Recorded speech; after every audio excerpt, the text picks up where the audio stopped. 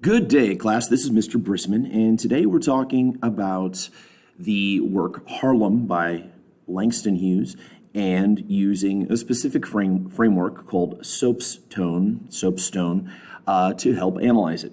Basically, any of these sorts of frameworks like soapstone, and you probably have seen some other similar sorts of things before, they're really just a way to get us to think about things in a specific or different way.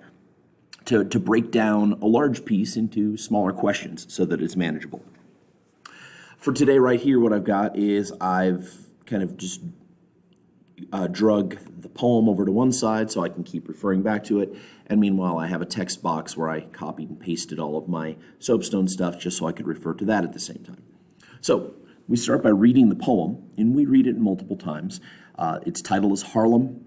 Sometimes it is published or written as Dream Deferred, but that's not my preferred way to refer to it. So here we go. Listen in with Harlem. What happens to a dream deferred? Does it dry up like a raisin in the sun? Or fester like a sore and then run? Does it stink like rotten meat? Or crust and sugar over like a syrupy sweet? Maybe it just sags like a heavy load. Or does it explode?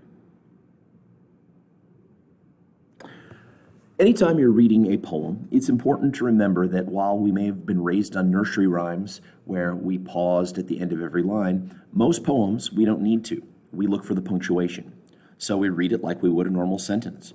And that usually is going to help us understand it much more easily. Okay, we've read it, we've taken a look at it, and now we're going to look over at the soapstone framework. The S stands for subject. When we're looking at the subject, we're wondering, well, what's the general topic? And sometimes that's going to help us by breaking it down and thinking about it in these ways. Consider the title. The title is Harlem. What is the text mainly about? Well, it seems to be about deferring a dream. Summarize the key events and details here.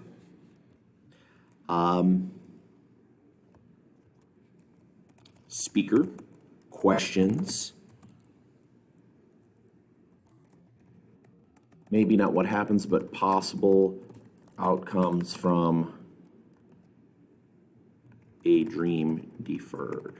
Now, I did put that in quotations at the end because guess what? It does ask to include text support when possible.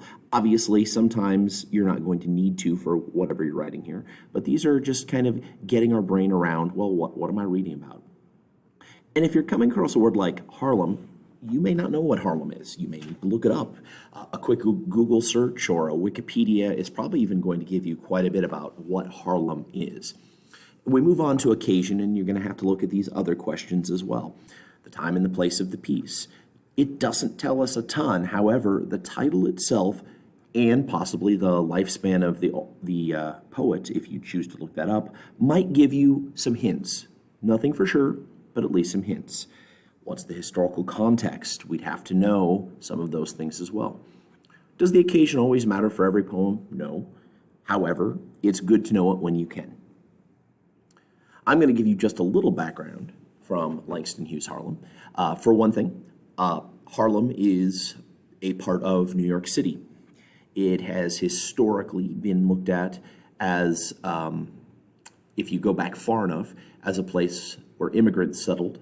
And at first, I believe those were Dutch immigrants, but by the time we hit the late 19th and early 20th century, there was a larger concentration of Black immigrants and Black Americans who settled in Harlem.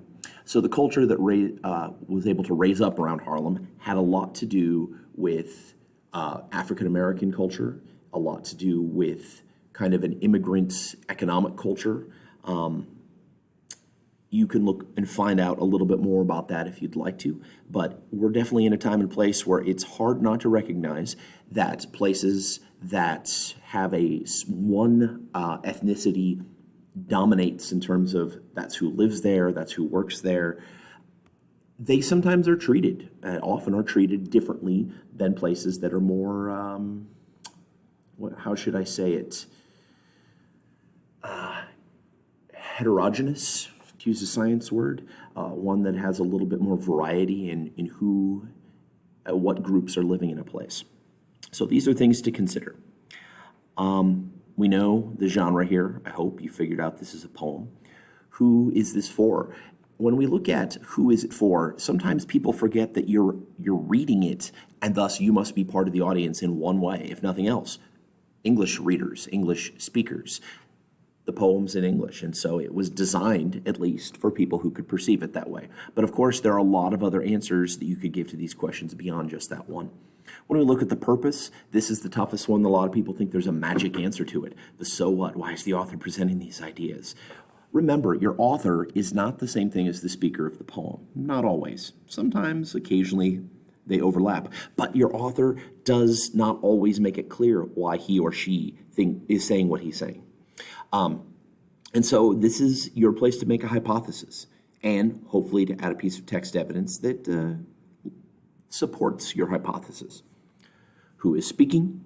Whose voice tells the story? You can maybe make some guesses, but the answer Langston Hughes is probably not the answer. It may be similar to Langston Hughes, but remember, an author can write from any perspective he or she wants to. Langston Hughes can write from the perspective of a 5-year-old girl, an 80-year-old man, or perhaps a squirrel that's living in your yard. It doesn't have to match his biography. Tone, the emotional mood or effect. If you are struggling to get beyond happy or sad, I encourage you, do a quick web search. Find your own resource on this one. Come up with some tone words that describe the attitude of the speaker in ways that are more complex than positive, negative, happy, sad. Those are good starting points, but once we've hit those, we want to diverge to something more expressive. Do you think it's closer to melancholy or excited?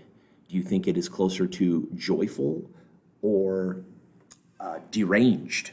There are lots of different emotional words we can use, and you've got to pick one that you think is justifiably perfect. It doesn't have to be perfect. Notes, comments, this would be a great place to add a question or idea that didn't seem to fit the rest of this. Did this force you into huge conclusions by doing this? No, not really. Really what it's doing is helping you find a little bit of breaking down what's going on in the poem. What do you think is happening here by looking at each of these pieces?